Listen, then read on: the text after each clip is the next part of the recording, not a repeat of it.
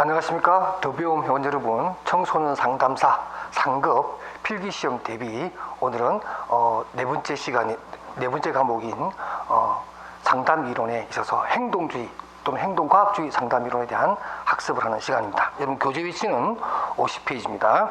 50페이지 보면 우리가 오늘 이제 상담 이론의 6번째 시간인데요. 50페이지 상단에 보면은 행동의 변화에 대한 견해라고 해서 행동주의, 우리가 지난 시간에 잠깐 행동주의의 전반적인 개요 내지는 개념에 대해서 설명을 해드렸는데 제가 이런 얘기를 했죠.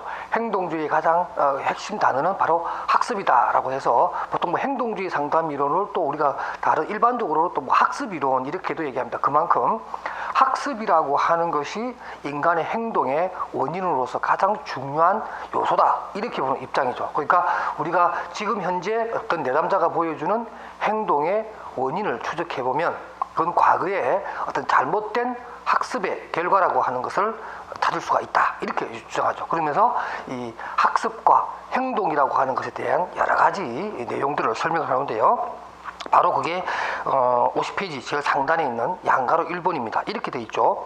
모든 행동들은 학습된 것이며 학습 이론에 근거해서 행동에 대한 내용, 행동의 변화, 행동의 원인을 설명하고자 한다. 이렇게 여러분 일단은 그 위에 있는 검은 문장만 기억해도 됩니다. 그러니까 행동주의 상담 이론은 학습 이론이다. 학습을 모든 행동의 원인으로 본다. 이렇게 정의를 하시면 되겠습니다. 그다음 그 아래쪽으로 또 대리학습에 의한 행동의 변화라고 해서 이제 행동주의가 우리가 보통 행동주의 이제 초기와 또 중기 또 지금 최근의 어떤 경향으로 구분을 하는데요.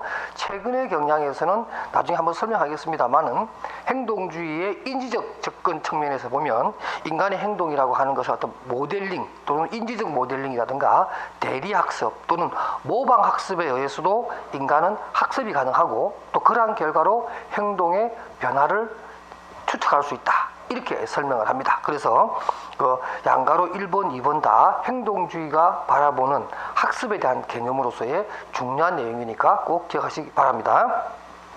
그 다음 좀 더 이제 행동주의에 대해서 좀 깊이 들어가서 행동주의 이론적 발달과 주요 이론 또는 학자들에 대한 얘기를 한번 살펴보려고 합니다.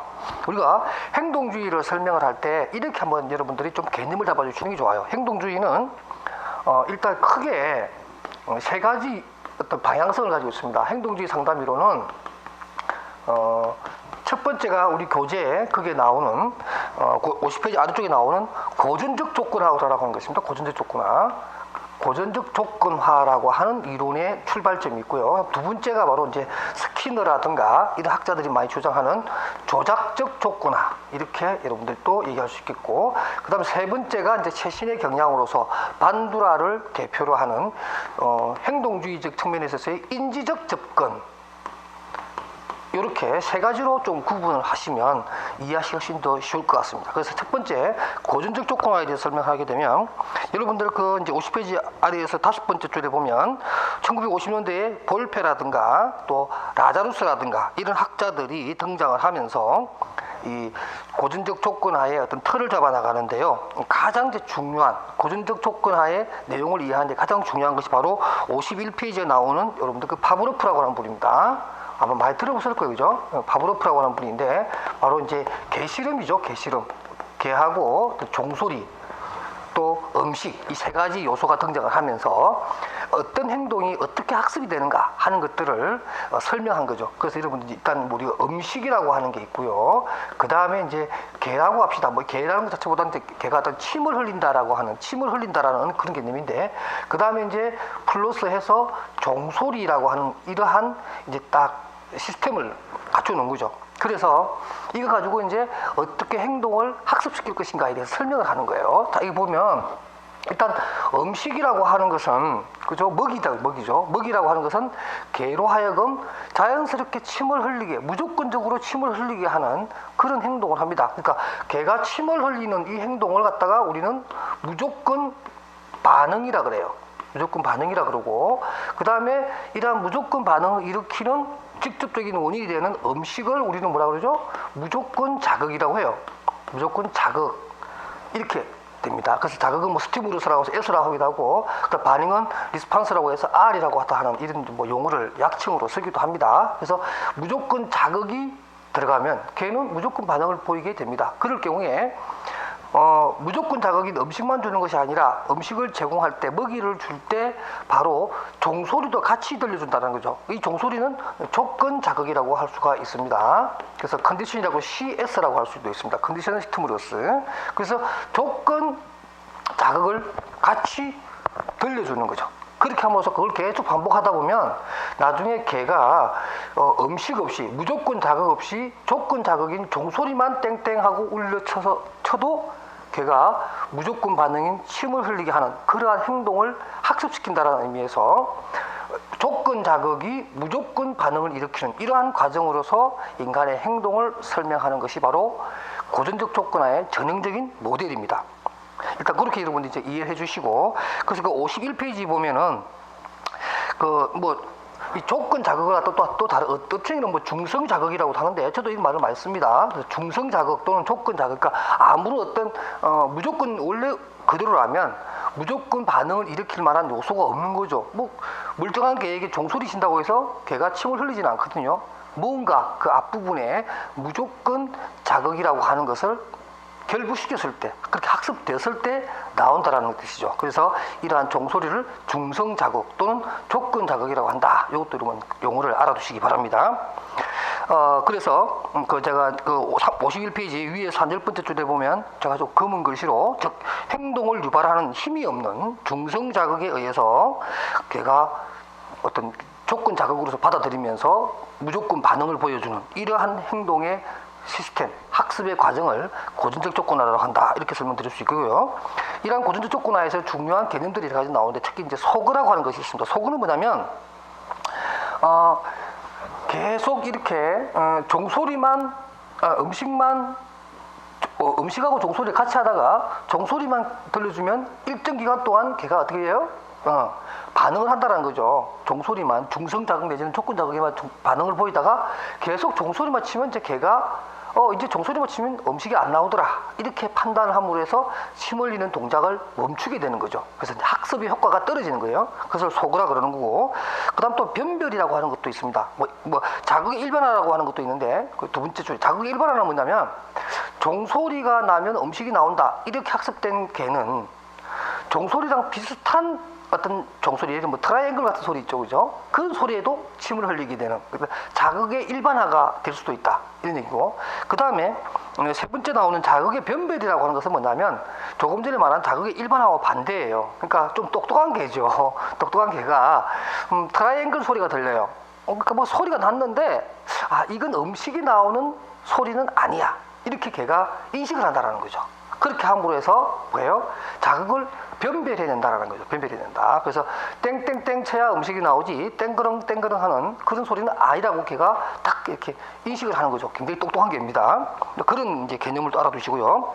그래서 이러한 파브로프의 고전적 조건 형성에 대한 관련 부분을 이제 좀 법칙으로 좀 정리를 하면 첫 번째 등장하는 것이 뭐냐면 내부 제재의 법칙이라고 하는 것을 만들어낼 수 있다라고 하는 거죠. 내부 제재의 법칙이라고 하는 것은 뭐냐면 바로 이제 조금 전에 설명했던 우리 소그랑 비슷해요.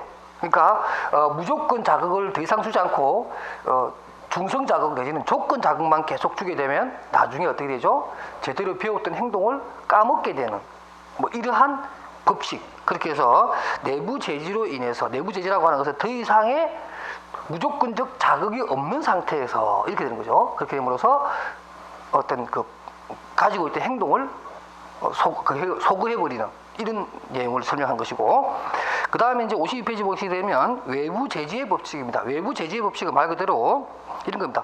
조건 형성이 확립된 후 조건 자극과 함께 새로운 방해 자극을 제시하면 조건 반응의 크기가 줄어든다라고 해서 일반적으로 방해 조건이라고 할 수가 있습니다. 새로운 어떤 자극인데 원래 내가 학습되었던, 그래서 내가 올바른 행동 내지는 내가 원래 원했던 행동을 그러한 반응을 야기시켰던 자극과 유사하거나 좀 더 다른 방향에서의 어떤 새로운 자극이 생기게 되면 그게 신경이 쓰이는 거죠. 우리 예를 들어 그런 거잖아요.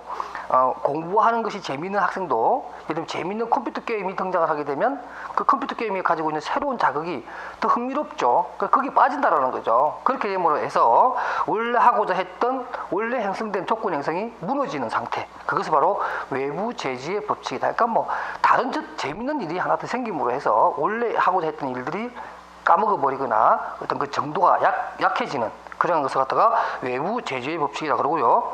그 다음에 상호 제지 이론입니다. 볼페라는 분, 여러분 줄 한번 쫙 끄세요. 볼페라는 분 나중에 이제 우리가 또 설명할 수 있을 텐데 바로 체계적 동감법을 말 그대로 체계화시킨, 개념화시킨 그런 학자분이십니다. 그래서 이게 뭐냐면 여러 가지 이제 어떤 자극이 이렇게 나옵니다.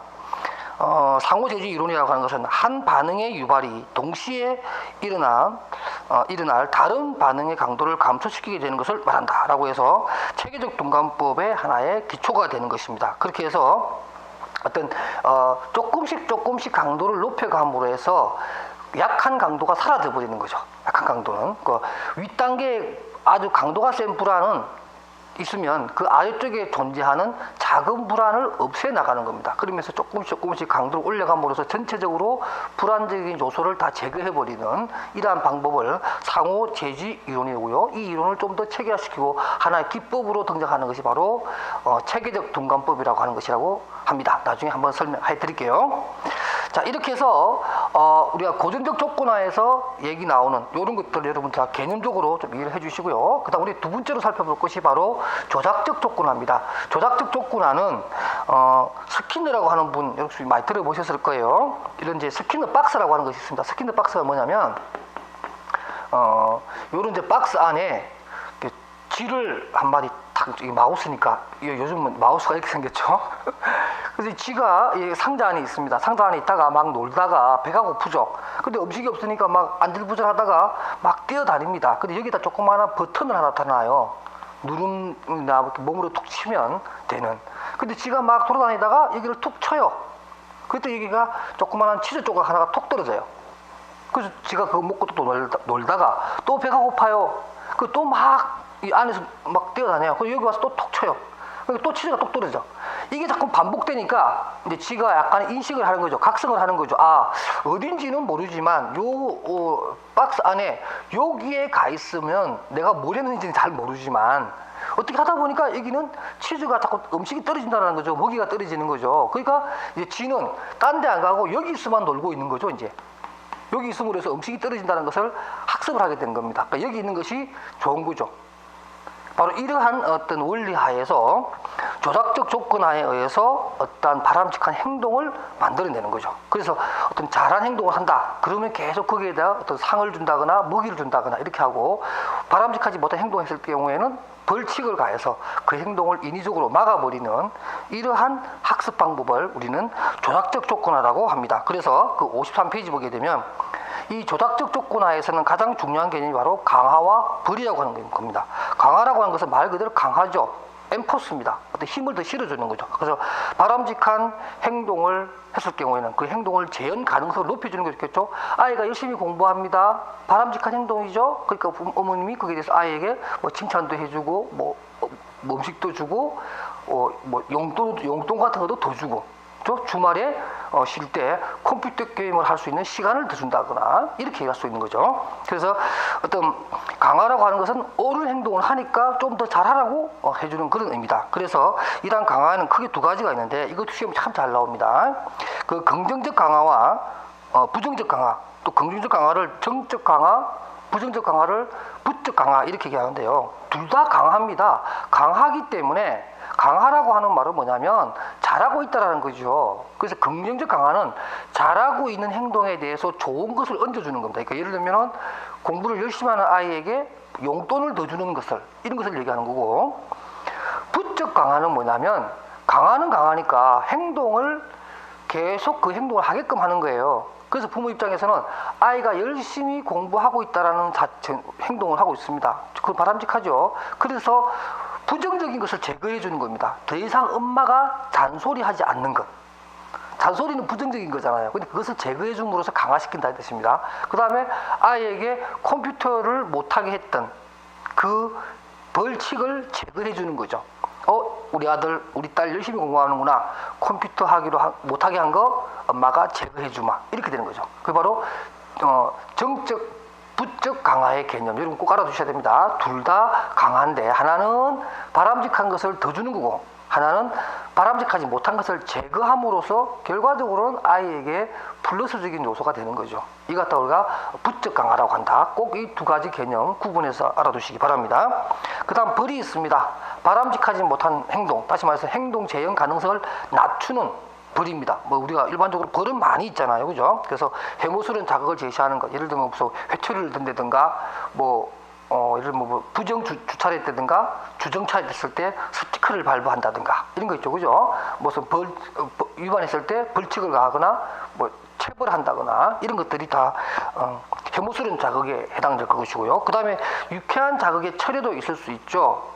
아이가 말을 안 듣거나 바람직하지 못한 행동을 했을 경우에는 컴퓨터를 하게 했던 것을 못하게 해버리는 유쾌한 자극을 철회함으로 해서 바람직한 행동으로 나아가게끔 바람직하지 못한 행동을 못하게끔 하는 이런 방법이 바로 유쾌한 자극의 철회가 될 것입니다. 그 다음에 이제 강화 계획이라고 하는 것이 있는데 강화 계획도 여러분들 나중에 이제 학습 이론에서 배울 거니까 한번 하겠지만 강화 계획도 여러분들이 좀 알아두시고요.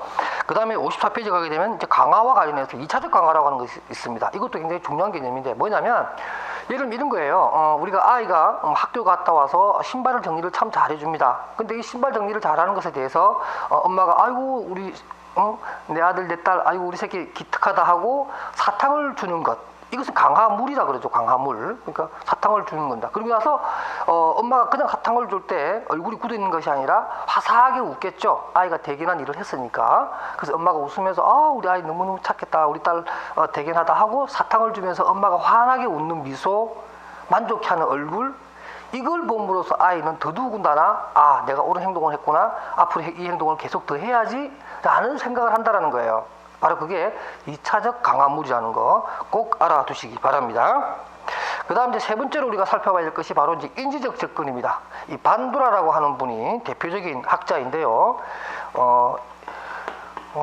행동주의 이론에서 가장 약점이 뭐였냐면 인간의 어떤 행동만 바라본다라고 하는 거죠. 인간의 어떤 표면적인 행동적인 부분만 바라보고 인간은 어떤 강화라든가 체벌이라든가 어떤 무조건적인 자극에 의해서만 인간은 학습을 하게 되고 그에 따라서 인간이 행동하게 된다라고 하는 측면이 너무 좀 단순할 뿐만 아니라 인간의 코그니티브,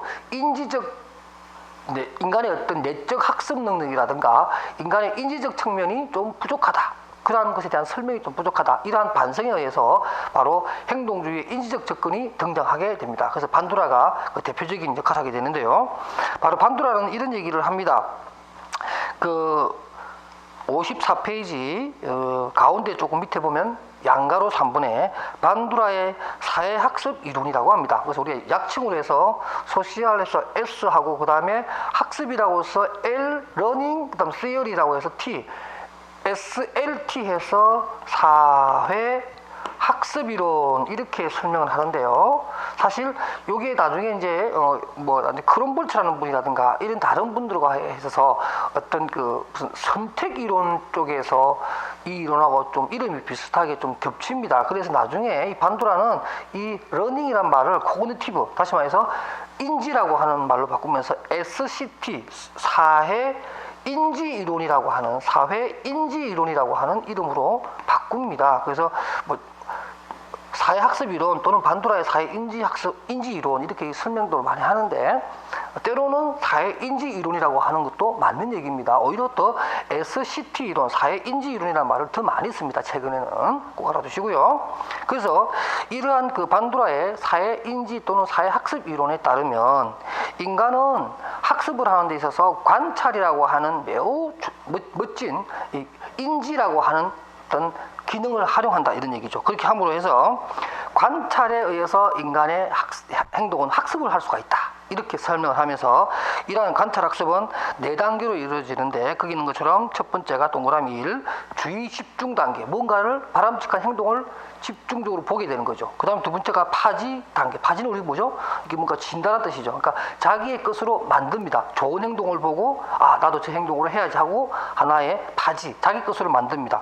그 다음에 55페이지 가게 되면 운동 재생 단계라고 합니다. 그러니까 이제 학습됐던 파지했던 것을 한번 자기가 재생해 보는 거죠. 다른 장소, 다른 곳에 가서.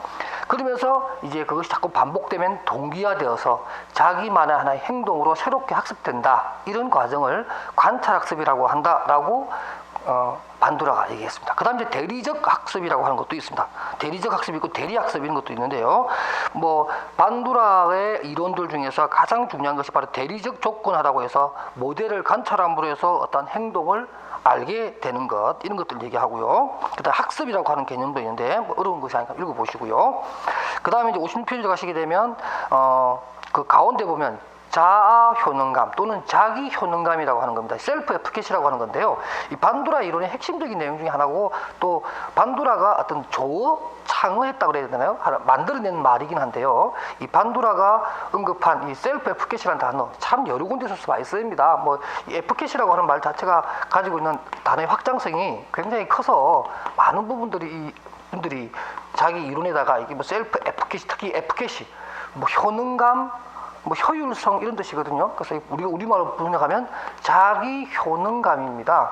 바로 이런 자기 효능감이라고 하는 단어를 등장을 시키면서 인간은 자기 효능감을 느낄 때 가장 탁월한 능력을 보여준다라는 뜻이 되겠고요. 자기 효능감이란 어떤 이 개념은 뭐냐면 인간이 어떤 특정한 분야 또는 특정한 행동을 잘할 수 있을 거라고 생각하는 자기의 어떤 확신이죠. 자기의 믿음이죠.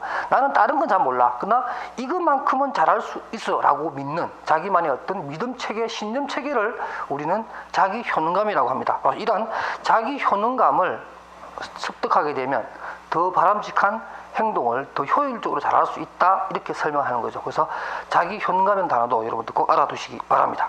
그다음 그 밑에 참고로 가슬리 학습 이론이라든가 이런 것도 참고로 식욕, 피로, 양립 불가능법 이렇게 3가지 있다라는 것도 그냥 참고로 한번 봐두시고요. 그 다음에 상담의 목적입니다. 이 행동주의 상담의 목적에 보게 되면 일반적으로 행동주의는 행동을 수정을 하는 겁니다. 그 자체로 어떤 인지적인 부분을 고친다기보다는 또는 어떤 동기라든가 어떤 생각이나 사고 체계를 고치는 것이 아니라 행동 거기에 다이렉트로 행동 그 자체에다 바로 강화하거나 벌을 가하거나 아니면 조금 전에 반두라와 같은 그러한 어떤 관찰적 학습, 관찰학습 내지는 인지적 모델링을 통해서 행동 그 자체만의 어떤 포커스를 두고 상담을 접근하는 그런 특징이 있습니다. 그래서 상담의 목적은 바람직한 행동을 학습시키는 것, 이것이 상담의 목표라고 할 수가 있습니다. 상담 기법입니다. 행동주의는 그야말로 기법의 이론입니다. 너무너무 많은 기법들이 등장하고 있고 또 굉장히 이해하기가 쉬운 그런 기법들이 등장하는데, 첫 번째 이완 훈련 내지는 긴장 완화 기법입니다. 그렇게 해서 우리가 어떤 불안을 느낀다라고 하는 그러한 행동은 일반적으로 릴렉스, 이완을 시키고 마음의 여유를 갖는 그러한 부분에 대한 학습이 부족했기 때문에 생긴다라고 보고 있죠. 그래서 이완을 시키는 것, 이것이 굉장히 또 중요한 기법 중에 하나고, 이러한 이완과 더불어서 함께 결부해서 사용하는 것이 바로 체계적 둔감법이라고 하는 겁니다. 57페이지 가장 시험에 잘 나오는 것 중에 하나입니다. 기법에 있어서는. 그러니까 여러분들 이 체계적 둔감법 꼭 기억하시는데, 체계적 둔감법에 대해서는 순서가 있습니다. 그 책에 보면 체계적 둔감법에서 보면 거기 위에서 세 번째 줄 가운데 보면 동그라미 1, 근육을 이완해서 긴장을 완화시킵니다. 그 다음에 불안 위계표를 만들어서 작은 불안을 일으키는 것부터 큰 불안을 일으키는 것까지를 하나의 순수를 정하고, 우리가 위 앞에서 배웠던 내부 제지 이론, 그 법칙이라는 거 배웠잖아요. 그죠? 그래서 그런 것처럼 작은 불안부터 조금씩 느끼다가 그 다음 그거보다 좀 더 높은 불안을 또 느끼고, 그래서 작은 불안이 제거가 되겠죠. 조금씩 작은 불안부터 하나하나씩 체험을 해서 그 불안이 감소가 되면 다음 단계의 불안으로 올라가고, 이렇게 함으로써 전체적인 모든 불안을 일으키는 모든 요소를 극복해 나가는 겁니다. 그래서 세 번째 단계는 이러한 불안 위계표를 가지고서 상상을 통한 둔감화 전략으로 전체 불안 요소를 제거하는 방법, 바로 이것이 체계적 둔감법이다, 이렇게 설명할 수가 있겠습니다. 그 다음에 또 토큰법이라고 해서 우리가 일반적으로 뭐 상표 제도라고 해서 잘하는 경우 주로 이제 강화에 해당됩니다. 그러니까 아이가 무슨 일을 잘하고 공부를 잘하고 아이가 약속을 잘 지키고 아이가 뭐죠? 규칙적인 생활을 하고 자기 방 정리정돈을 잘했다. 그러면 이제 거기에 대해서 우리가 요즘 학원에 가면 아이들 뭐 학원에 잘 오면 뭐 달란트라는 걸 주잖아요. 그래서 그 달란트를 다 모으면 나중에 뭐죠? 뭐 자기가 좋아하는 게임기하고 이렇게 교환을 한다든가 이런 거죠. 그러니까 이게 쿠폰도 마찬가지입니다. 그러니까 토큰을 주고 그 토큰을 모아서 나중에 이제 아이가 좋아하는 어떤 물건과 교환하게 하는 거죠. 강화의 하나의 방법이고요. 그다음 이제 벌에 있어서 또 다양한 벌이 존재합니다. 이렇게 혐오적 자극을 주는 경우도 있지만 유쾌한 자극을 처리하는 방법도 있겠고요. 가장 좋은 방법은 뭐 우리 티오법이라고 해서 타임아웃입니다. 격리시키는 거죠. 뭐 너 나가 이런 거죠. 수업 시간에 아이가 떠들면 야 너 나가 있어. 너 복도 나가. 너 뒤로 가서 손 들고 서 있어. 가장 강력한 벌 중에 하나죠, 그죠? 그다음 또 이제 가인 교정이라고 해서 일반적으로 잘못한 내용에 비해서 엄청난 벌칙을 가해버립니다.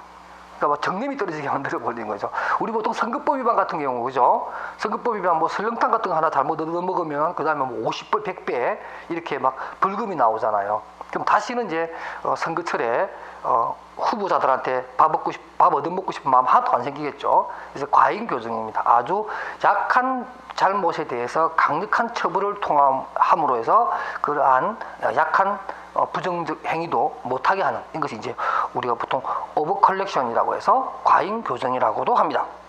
그다음 반응가가 있어요. 반응가는 뭐냐면 리스폰시빌리티, 그러니까 리스폰스 코스트예요. 그러니까 비용을 주는 거죠. 그러니까 잘못한 행동에 대한 그게 응분의 대가, 응분의 처벌이겠죠.